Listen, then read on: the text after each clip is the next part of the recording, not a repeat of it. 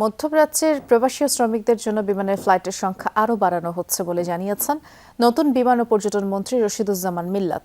তিনি বলেছেন, এর জন্য ডিসেম্বরে 10টি বিমান লিজ নেওয়া হচ্ছে আর আগামী বছরের শুরু থেকে মধ্যপ্রাচ্যে ফ্লাইট বাড়তে পারে। বললেন, থার্ড টার্মিনালের দুর্নীতির তদন্তের জন্য দুদকের নতুন কমিশনকে বলা হয়েছে। মধ্যপ্রাচ্যের বিভিন্ন দেশে বসবাস করে প্রায় 60 থেকে 70 লাখ বাংলাদেশি শ্রমিক। দেশ থেকে মধ্যপ্রাচ্যে যাতায়াতে তারা চাহিদা অনুযায়ী পান না বিমানের ফ্লাইট।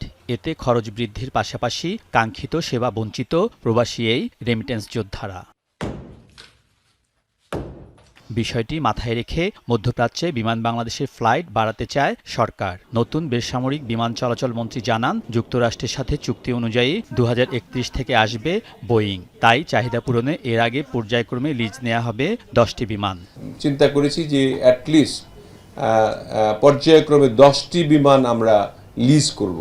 আমি ডিসেম্বরের মধ্যেই বিমান লিজ নিতে চাই। ডিসেম্বরের মধ্যে আমরা কন্ট্রাক্ট সাইন করতে চাই, সো দ্যাট আগামী বছর থেকে যাতে আমার বিমান বহরে নতুন বিমান যুক্ত হয়। বিমানমন্ত্রী জানান, শাহজালাল আন্তর্জাতিক বিমানবন্দরের থার্ড টার্মিনাল পুরোপুরি চালু হতে সময় লাগবে। তবে আগামী 16 ডিসেম্বর সীমিত পরিসরে টার্মিনালটি উদ্বোধন করতে চায় সরকার। এছাড়া টার্মিনাল নির্মাণে দুর্নীতির যেসব অভিযোগ উঠেছে তা খতিয়ে দেখতে দুদককে বলা হয়েছে। দুর্নীতি দমন কমিশনের চেয়ারম্যান এবং 2 জন কমিশনারের সঙ্গে আমার কথা হয়েছে। ওনারা আমার সঙ্গে কথা বলেছেন। আমি বলেছি যে আমাদের যে সমস্ত দুর্নীতির ফাইলগুলো আছে এগুলি তড়িৎ গতিতে আপনারা দেখে শেষ করে দেন। বিমানবন্দরে যাত্রী সেবায় আন্তর্জাতিক মান নিশ্চিত করতে নির্দেশনা দেওয়া হয়েছে বলেও জানান মন্ত্রী।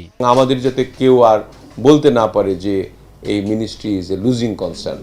যদিও আমরা এই 6 মাসেই লুজ করিনি, আমরা বরঞ্চ লাভ করেছি। যেমন যাত্রীরা থার্ড টার্মিনালে নামবে, মনে করবে যে আমরা বিদেশে যেমন ছিলাম, বিদেশে যেমন এয়ারপোর্ট দেখেছি, এখানেও আমরা এই ভাইবটা পাচ্ছি।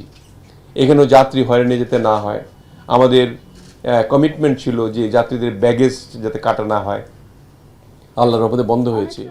বিমান ও পর্যটন মন্ত্রী বলেন, অভ্যন্তরীণ ফ্লাইট সংখ্যা আপাতত বাড়ানোর চিন্তা নেই। আন্তর্জাতিক মান নিয়ে অক্টোবরে চালু হচ্ছে কক্সবাজার বিমানবন্দর।